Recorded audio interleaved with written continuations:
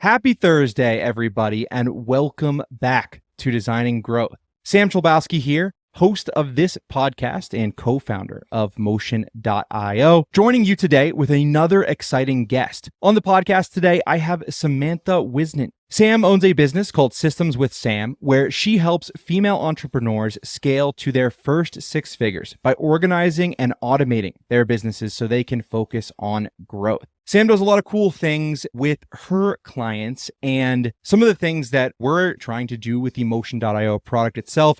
We had a great conversation about a week ago, and I was really excited, Sam, to get you on the podcast and kind of like dig in to, not only your story, but the things that you're doing, the things that you're helping business owners with. So my first question to you is, how are you doing? Good. Excited to be here. Thank you so much for having me on the podcast. I loved getting to meet you and Perry last week, and I'm super excited for everything you're doing at Motion.io. So yeah, excited to chat today even more. Amazing stuff. And yeah, I don't know if I mentioned on that call, but Perry and I have now been working together for like the better part of a decade. He was my first boss right out of college at Brighter Vision. And then I kind of like moved up through the company as we grew and we couldn't get enough of each other. So we are back now here again, building Motion.io. And it was exciting to talk to you about the product, kind of hear your story. So my first question for you, and something we were just talking about before I hit the record button here, is where are you joining us from exactly? So I am joining you from Amsterdam in the Netherlands. I am living here. I've been living here for about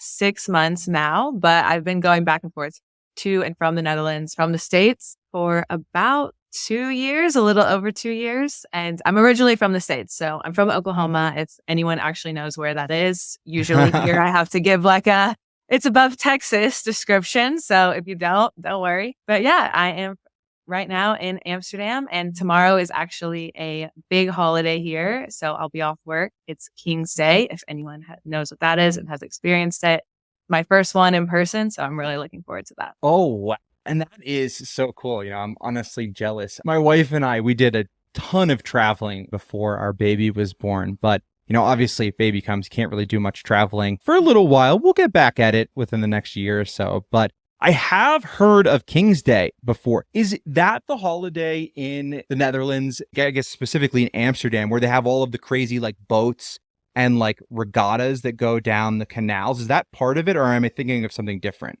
I think so. I know the biggest part of the holiday is orange. So it's the king's birthday. So everyone dresses in orange. So I've got myself a nice orange shirt, and I think there's going to be huge markets and stuff outside of our street. And I've heard the canals are like insanely full. One of my friends tried to rent a boat for the day, and you have to rent them like a year in advance. And apparently you can't even really move on the boat. It's just kind of like you're sitting on the canals because everyone is on boats. So yeah, I will definitely let you know if that is the case. How fun. I am excited for you. Yeah, go have fun for me. That sounds amazing. I am also one of the few people who might know where Oklahoma is. I lived there when I was very little, but two of my brothers were actually born there. My dad was in the Air Force. He was stationed there for a while. So yeah, we lived like just outside of Oklahoma City. Yeah, sounds about right. I'm originally from Tulsa, and I grew up there, and I went to school in Stillwater, which is Oklahoma State University. Go Pokes. And I actually lived in Oklahoma City the past year before I moved to Amsterdam because I had a lot of friends living there, and I actually really liked it. Oklahoma City is a super fun, small, but very fun city. And I did meet a lot of Air Force people whenever I would go out. So I know all about the Air Force Base over there. I bet. Yeah, it seems like that is just half of the people you probably meet down there, like some way in the military. So I wanted to dive into your business because, as you'd mentioned, obviously you're in the Netherlands now.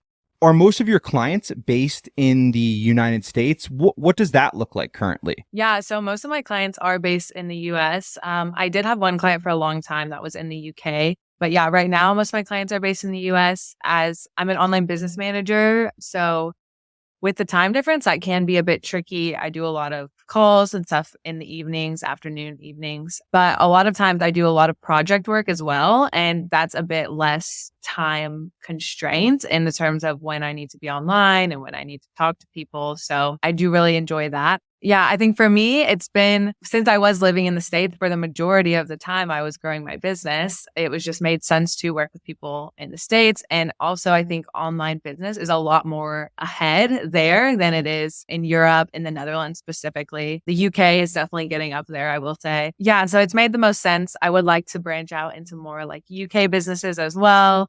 Maybe a little bit more in this time zone, but I also love working with American businesses and I understand the market super well. So happy to do both.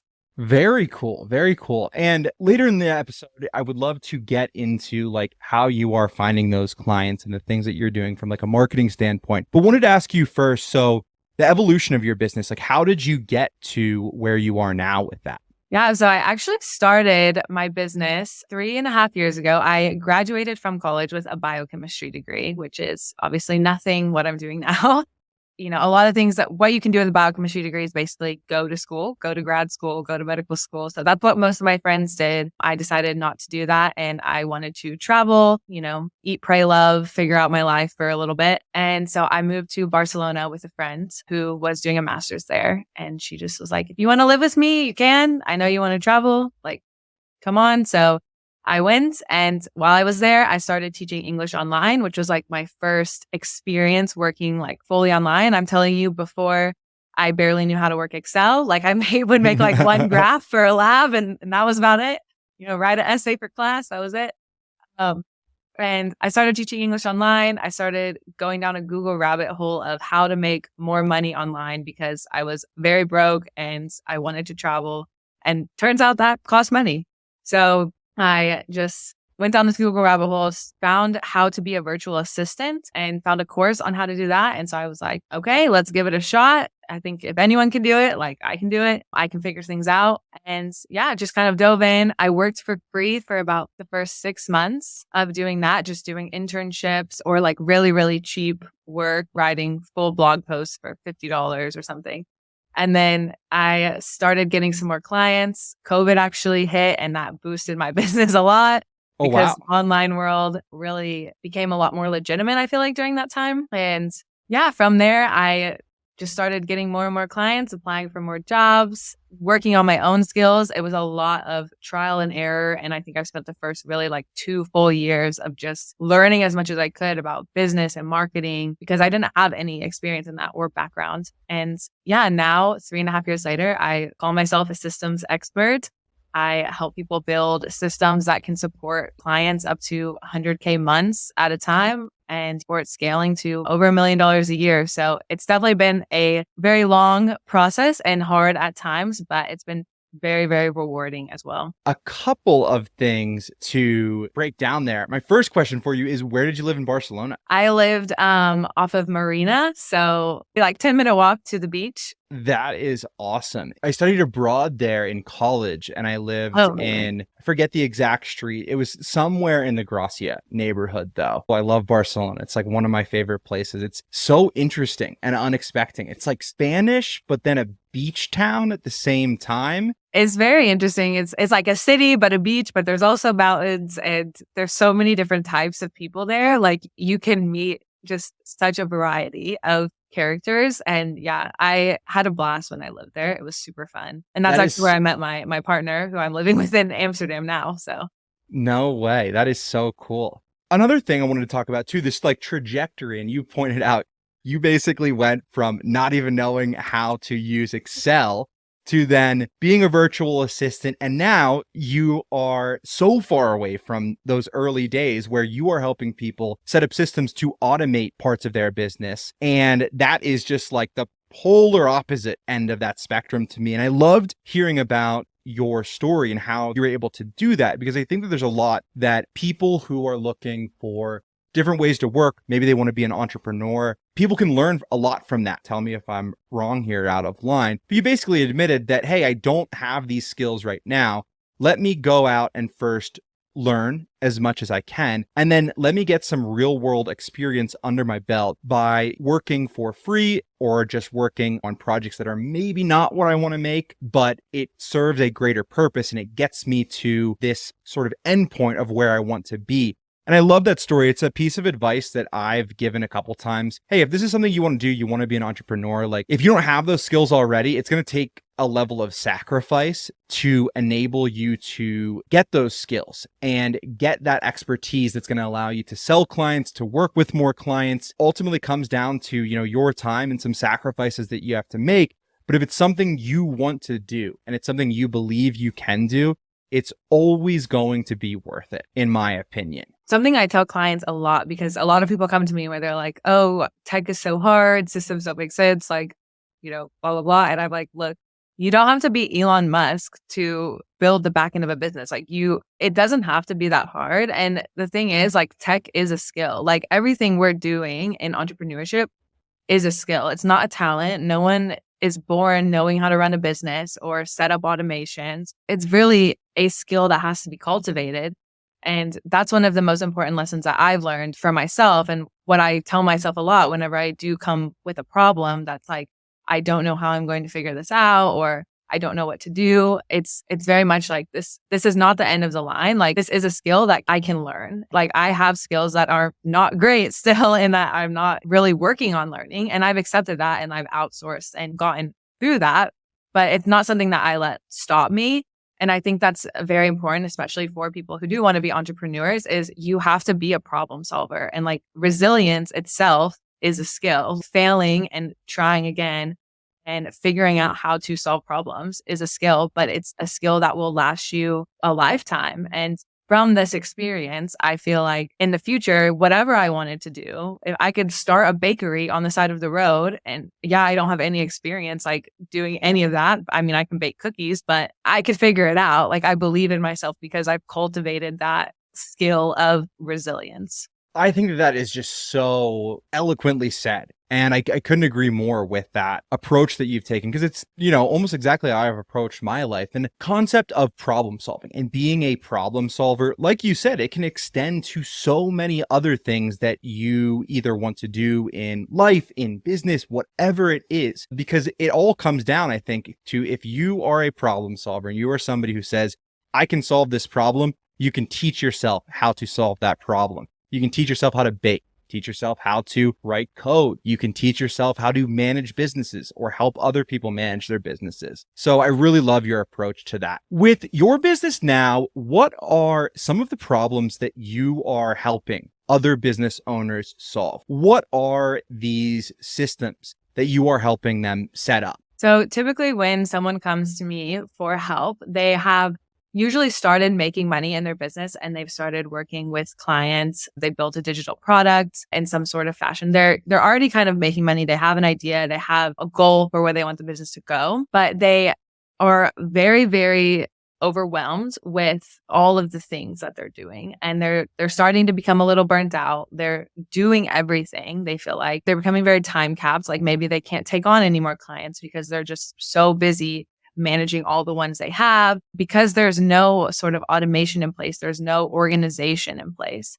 And so what I do is I go in and I help them first organize everything and say, okay, what are the activities that need to get done on like a daily, a weekly, a monthly basis? And typically I focus first on like money making activities, because you're going to see like a direct ROI basically from that. So like content processes is a huge one, that people are posting content every day on Instagram, YouTube, whatever, but they're not systemizing it at all. There's no process around the actual creation. It's just like, oh, I need to post today. Like, let me, log on and throw up a picture and write a caption, and suddenly that takes an hour, but there's no batching. And even if they tried to create a bunch of content in advance, they get stuck because they're spending 2 hours creating one reel and it's frustrating. So really getting like a clear process around those types of things. And the other part of that is like client onboarding is such a huge one for me, because I really believe like a good client experience will boost your client's results. Like even just from the onboarding part or like the management part, your client will be so much more excited to work with you. And that's how you actually grow, right? That's how you grow your reputation, is because you want people talking about, oh my gosh, it was so easy to work with you. That's something my clients say a lot that I really, really value, is they say, wow, it's so easy to work with you. It's so easy to communicate with you. I never have to like wonder what's going on. And I think that's so important, especially if you are charging up in like the 4-figure, 5 figures for investments, then you need to have those systems to back it up so those clients feel supported. Otherwise, there's going to be a lot of like buyer's remorse and, oh my God, why did I pay this much money for this? And I haven't heard from this person in 3 days and they're not answering me. And maybe that's not, what you intended. But when you don't have those types of systems in place, that's what ends up happening. It's a interesting time, I think, for small businesses and their relationship with software in particular, because the businesses that I've worked with at a larger scale, and I've worked for, startups and then another big sort of conglomerate of technology companies. Everybody there was using these very advanced tech stacks before the pandemic. They were using automations. They were using a CRM. They were doing all of this work, and they knew that they had to, because that was always a big thing in the startup and tech space. Is like, you need these systems in place so that you don't have to rely on manual work and manual effort and the associated costs that come with that. What's interesting for me is that it seems like small businesses in particular, and you actually touched on this when you were talking about kind of the trajectory of your business and how you grew a lot during COVID. It seems like that period of time, to me, and tell me if you think I'm wrong here, correlated with a huge amount of adoption and awareness for automation and new pieces of technology that small businesses can use in a way that I don't think we saw the 10 years previous to that. People became aware of these tools like Zapier, project management tools, or ways to automate parts of their client experience and provide a better experience. It really came, front and center. And I think that what you had mentioned specifically about onboarding is a great example about that. And there's a lot of like awareness around that right now. One of the things that I've heard specifically as it relates to onboarding and why it's so important ultimately is that when a client signs a contract and they agree to work with you, they are super happy at that point. And if your next step and your onboarding process lets them down and it feels like there's not the communication they need, that is a pivotal point in the project that can end up like really breaking things. And if that's not streamlined, if that's not easy, you take all of that client's excitement right out of their hands and they are immediately questioning everything you will do with them from that point on. Could you tell me a little bit about what you are doing from an onboarding standpoint, these systems that you're setting up for people to improve their onboarding experiences? Yeah, I love that point that you made, because it's exactly what like I try to focus on is like, how can you keep that excitement up? Because the thing is, on the client side of it, especially if they're paying thousands of dollars for something, it's excitement, but it's also nervous. Like, oh, am I going to get that return on my investment that I really, really hope to get? And I don't want to be disappointed. In terms of client experience, and especially to touch back on like how you were talking about where client experience has become such a hot topic these days, as I really think it's because people are seeing the people who really grew super fast in the online space and are making, 100K, 200K, 300K months are also the people that have these automations and tools in place, because there's no way you can onboard 20, 30, 40, 50 clients in a month if you're doing that manually. The sooner you set that up, the sooner you're setting yourself up to be able to support a super high capacity, even if you're not there yet, even if you're just at 5K months or something. But if you have a system that can grow with you, then that's one less thing you have to worry about. And that's how you can grow really fast. And you can support, especially with like viral things these days, like you can go viral basically at any time. So you want to make sure if you do go viral, okay, how are you actually going to support that amount of people like coming into your world? But in terms of like the onboarding tips, I love to use a mixture of tools. So right now, my kind of favorite thing to do is I love to use a checkout page, like a super simple checkout page for clients. And that will be like the start of the process, because I think that's very easy for clients to just use a checkout page that's super familiar. And then it's also great if you have like payment plans and stuff like that, because it's all recurring. You don't have to send invoices or anything every month. And then from there, you can connect things with Zapier. I love using Dubsado. That's something I use for my business to automatically send a contract. And then once they sign that contract, automatically send that welcome email, automatically send a call scheduler for them to book their first call if that's part of your process. The welcome email is where some of people, I think, kind of overlook that. Like they don't think it's that important, but that's honestly like their first impression all over again. Like you said, they're making this payment and then, okay, well, what now? Like, I just gave you $3,000. Like, what am I supposed to do now? And so really having those like high touch points of personalization. And that's something that can be automated, because I also know there's like a debate around automation in terms of it's not personal and I don't want to sound like a robot. But there's ways to make your automation very personalized or just very on brand, where you're setting the expectations up front. I think that's something that's super important in that first piece of contact. Here's what's going to happen. Here's your next steps. Here's what you can expect to work with me, to just go ahead and set that up. And then another tip I love to implement is giving the client something immediately. So if you're signing on for a project that doesn't start for 4 weeks, or you're a coach and your kickoff close it for 2 weeks, what can you give the client immediately to start working on? So whether that's a journal, a PDF, a book, a strengths finder test, a course that you've created, just giving them something so they already feel like, oh, I'm getting something, even though I haven't started my program, still is just like that immediate energy exchange where they're excited about it and it gives them something to do right away. And then also collecting as much information from your client as possible in that. So like giving them an onboarding form, really getting to know them and their business, and getting all that information up front can help way later down the line when you're working with this person and when you have that first kickoff call, because they already feel like they're building a relationship with you before you even started the actual work. I would really sum up into the phrase know, like, and trust. And so much of what you said about onboarding and those tips that you would provide, which that was just like an absolute gold mine, by the way, is every piece of that puzzle. That welcome email, that's your client's chance to really get to know you. And then pieces like asking them personalized questions about themselves, that's when they like you. And sending them something right away, that's all of that trust piece. And I love that idea, because I can immediately understand too, if I'm a client, right, and I make this payment, getting something right away from the business that I'm working with, even if our project might not start for a week or two, or maybe even a month, the fact that they are willing to send me something right away, like that is so cool. Yeah, it's a surprise. Like, it's a nice surprise. It's something they're not expecting. And I love how you put it, like, know, like, and trust. And like, you do that in your marketing already, or like that's what you're probably aiming to do to get people to work with you. So like, why not continue that in that actual relationship? And it will just make your relationship with your client better, because like you were saying earlier, they go into it and they're already having some doubts and like disappointment. It's going to put that mood on the whole project. But if you're keeping that excitement up, then the project's probably going to be a lot more smooth anyway. I mean, it's lessons that I've honestly like learned the hard way. And yeah, same.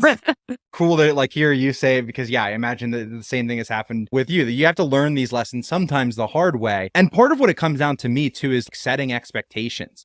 We were doing at one point like 250, 300 websites a month for clients, and it was all personalized, but we had to really lean on automation at certain points to do things like set expectations about the project. Some of what you had said about here's what's going to happen at these various stages. Here's what I'll need from you throughout the project. Super, super important stuff. I think that's like one of the biggest lessons I've learned working with clients is you can never communicate enough. Communication is so key, and especially communication about expectations, because if you're the one setting the expectations, unless you're not meeting those expectations, your client can't be really disappointed, right? Because you're telling them like what you're going to do, and then you're going to do it. And even if maybe you do a bit more and then they're excited, or you do what you deliver and they can't really say anything that they're happy about that. And so it's like, you can never communicate too much with your clients or be overbearing, in my opinion, especially if you're working on like 250, 300 websites a month. Using automation in that sense to really just set those expectations up front is going to change the way your business works. And it's also going to change the way your clients are receiving your energy and your project. Yeah, it's almost like if you're not the one to set the expectations, they're going to be set for you. 100%. And you can't read your client's minds. Your client can't read your minds. So that's something I've had to learn the hard way, is like, I can't read my client's mind. I don't know what they're thinking unless they tell me, but I can go ahead and say what I'm thinking. Thinking about how we were using automation and things like automated workflows, sending emails for us, checking things off for us for a client's project, and something we've taken into Motion.io. And it sounds like something that you also believe in too. I think that using automation gives you more time to not be a robot. If you can do these things that are super repetitive, things you know you're going to be doing for every project, communicating for every project, it gives you more time to then provide a personalized experience, to hop on that extra phone call, to even meet with a client in person and get to know them at kind of a more personal level. And I think that when you can use automation in that way to actually make your client's experience better while also taking work off your plate, it's a win-win for everybody. Yeah, I totally agree. And that's the thing is you can use automation to show up more presently in your business because you're not thinking about the 500 other things that you have to do that are like super small, like send that email, send that contract, send that invoice, and that's something that my clients say a lot as well is when they come to me, it's like they can't even be present in what they're doing with their clients. Like I had a personal trainer client who this was really, really impacting her. And she was like, even in sessions, I am not able to like be fully present because then I'll remember something that I forgot to do. And I'll remember this email that I didn't send and think about this project that I forgot about. So it was really about creating those systems for her to be able to brain dump all of that stuff in and also like remind her to do things and automate those parts. So she didn't have to think about that because she knew in the back of her mind then that that was already done. So she could just actually be, when she was coaching, she could just be in coaching mode. The reason why I love that example so much, it gets like totally to the heart of what we've been kind of discussing this whole time. If your mind is somewhere else when you are spending that time with the client, that's not going to be nearly as valuable. So if you can take some of this work off your plate, streamline your processes, it's better for everybody. I promised that we were going to circle back around to it. And I think now is a great time. Let's talk about marketing. You're clearly running a very successful business. Sounds like things are going super well. What are you doing for marketing? Yeah, so I do a lot on Instagram at the moment, and I've been growing that for about a year now. And now that's pretty much like systemized and good to go. So I've been doing some more stuff on LinkedIn. And now my biggest goal for like Q1, Q2 this year was definitely like visibility, getting on podcasts, doing a lot more networking and collaborations. When I first started my business, I was like, I'm never going to go on Instagram and talk about this. It was just kind of like being from Oklahoma, no one was really do this. And I think I was a bit, embarrassed just to be different. And I don't know, over time, I've just seen the relationships that you can actually build on social media, which sounds kind of cliche, but it's true. And it's worked for me really well. But a lot of my business has actually come through referrals, which I love that, my clients love me enough to refer people. I think for the past 6 months to a year, probably a year actually, been mostly referral based. Referrals are definitely like my number one marketing tool. And that's something that's built over time. But I also have implemented a pretty good referral system where I do reward people if they refer me. So I think that helps as well.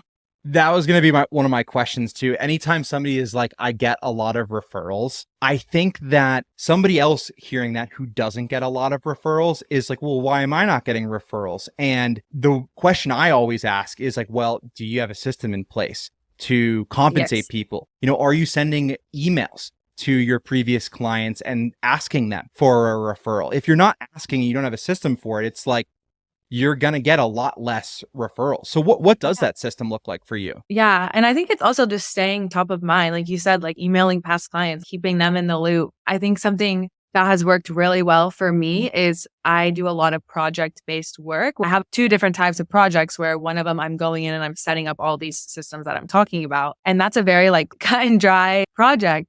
So that's super easy for people to refer because anyone who goes through that knows exactly what that looks like. And they also know that that is what that will look like for someone else. So I think a lot of times when we have vague work, it's very hard to refer because maybe it doesn't fit exactly what someone's looking for. And that's the other thing with marketing. We think, oh, maybe being more vague and being more open is how we're going to attract more people. But that's not true because in the end of the day, especially if you're a service-based business, you want to be known as like this person, right? Oh, Sam is the system. She's my go-to systems person. And that's what my clients tell me, my go-to automation person. And so anytime someone else needs that, even if it's not the exact same thing, it's like, oh, go check out Sam. She's great. She helped me with like all of these problems. So that would be step 1 is make yourself easy to refer. Pick one thing, be really good at it, work it kind of like a system, have a process in place that clients know what they're actually experiencing when they're working with you. And then, yeah, number two is like put the referrals out there. I tell all my clients when I am offboarding them, when they finish a project, I'm like, hey, here's this feedback form. Can you fill that out? Also, just to let you know, I do have a referral program. Here's the details. I have just like a Google Doc. It's not fancy. If you refer these services, this is what you will get a payout for. And it works well because the thing is, people will refer you probably whether you're getting paid or not, but they have to know about the service. And another thing I do is I put it on the bottom of my invoices. So every time a client gets an invoice, it's just on the bottom, smart. like PS. And yeah, and just sharing testimonials from clients, I think can also be super helpful because when they see that, they're remembering, oh, wow, yeah, that was such a great experience working with you. Or, oh, I'm so glad to see someone else had a great experience. I just remembered someone was talking to me about how great this system looks the other day. I should tell them like, oh, Sam's the one who built it for me. So yeah, like really having a personal relationship, not looking at it as just, oh, this is another project. This is just, another income. Like I really try to have good relationships with all of my clients and know them on somewhat of a personal level. And I think that really helps the referral rate as well, because clients really enjoy that. And online, it can feel a bit robotic sometimes or like disconnected because we're always talking on Zoom or Slack or whatever. We're not talking in person, but that doesn't mean it has to be disconnected. That was a 2-minute masterclass in like how to build a successful referral program. One of the things you had said, actually two of the things you said, but putting the referral program on the bottom of your invoices, genius. Yeah, tell people, Absolutely remind genius. people that, oh, I do offer referral fees. I say fees, but rewards or whatever you want to call it. Yeah, because they're making this payment. They're like, oh, how could I get some money back from this project? Great. There we go. Exactly. And then the other thing that you said that I thought was just like a piece of wisdom that I've never heard put this way. You need to make it easy for you to people need to know that you are the X person for Y type of thing. Yes. And I love that. It's something I hadn't really thought about, and it probably could have been a little bit more effective if I had thought about that when we were building websites at Brighter Vision. It was websites for mental health professionals. And I boom. think that's super easy to refer. Anyone who's a mental health professional that gets a website from there and tells all their mental health professional friends. Like right now, I will tell you, I'm in like the author space. I got here randomly, but now I'm working with I'm working with like all these authors who also have digital products, very niche, but they all refer to everyone. And I have a very specific service that somehow works for them. I don't know. I didn't create it for them, but it works perfectly for them. And they love it. And it just keeps going and going and going because it's just easy to refer. Yeah, that is like, I mean, some of the best advice and then like firsthand anecdotes of building a successful referral program I've ever heard. So many people are like, all of my business comes through referrals. And they never actually tell you like all of the work that goes into that. And you just exemplified that, yeah, this didn't happen overnight. You were very intentional about what you're doing and how you've been able to grow this business through a network of really healthy referrals. So I love it. Yeah. Thank you. It's something that like I always wanted whenever I was starting the business, because I also heard that like, oh, my business is all referrals. And I was like, well, great. No one's referring me. I have no idea like what I'm doing or what I'm doing wrong, but it's just a long game, right? And it also comes with networking. And I think something that I've learned with really diving into networking the past 4 months that I've been really trying to network more is to really specify like what you are doing in a very, very easy, digestible way that people can remember. And if they can remember it, then they'll tell people about it. And it's the same that goes with referrals. So even if it's not for work, if someone had me on their podcast and then someone else was talking about having someone with systems on their podcast, if they can remember what I do in a super easy way, it's obviously they will remember to tell that person. Genius. I mean, I've learned a lot just from speaking with you on this episode. Like, this is so cool and so amazing to hear about all of the success that you've had and these things that you're doing within your business. The entrepreneurial journey is something that I love hearing about and is part of the reason like why I love recording these episodes in the first place. Yeah, I totally agree. Like, I mean, I'll tell you, even last week, I was feeling like, what am I doing? It's easy to just feel like, what am I doing? Why am I doing this? This is all kind of like made up almost. Like I just I've been doing this for 3 years, but what am I really doing? What's the goal? And so it's also nice to like talk about this and have that community of other entrepreneurs to remind you that it is part of a journey and there's ups and there's downs. But I see myself as like an entrepreneur forever now. Like I will always be an entrepreneur now because that's what I love. And even if I'm doing something else in 5 years, that's not this business, that's fine. But staying focused and just staying in that journey to continue to grow to your next thing. Yeah, I think once, entrepreneurship gets its hooks in you, it's pretty hard to take them out. It's hard to shake off. Amazing stuff. So thank you, Sam, so much for your time here today. It's been just an awesome chat, incredibly inspiring and also incredibly insightful and informative too. I think that there's a lot of nuggets you can take away and that other business owners can benefit from. So thank you again so much. One final question before we wrap up. If people want to learn more about you and the work that you are doing, where should they go? You can check me out at www.systemswithsam.com. I have a free quiz. If you /quiz, you can see what systems you are missing in your business today. And you can also find me on Instagram. I am on there a little too much, to be honest, but I'm at Sam Wiz, and that is SAMWHIZZZ. And we will put links to those things in the show notes of this episode. Also, what a great domain name. How did you snag that one? I actually just bought it like 6 months ago. So thank you. Did you have to pay extra for it or was it just like No, I think it was market? like $10. No one had that. I decided I think about 6 months or a year ago to just rebrand to Systems with Sam. And luckily for me, it was still available. The Instagram name was also available. I'm not posting on that one, but I got lucky with that. Money. That is awesome. Yeah. It's always great when you find that perfect domain name. It's easy to remember, right? Easy to refer.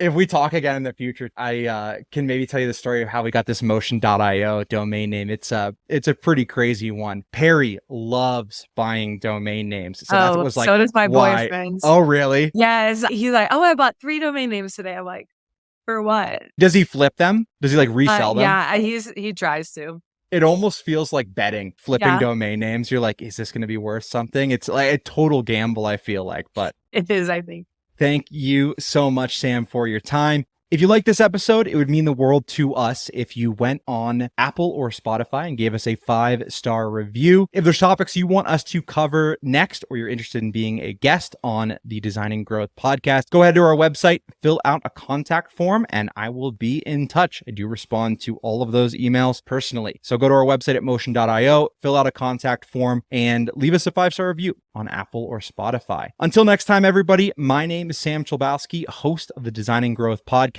Have fun, good luck, and go crush it.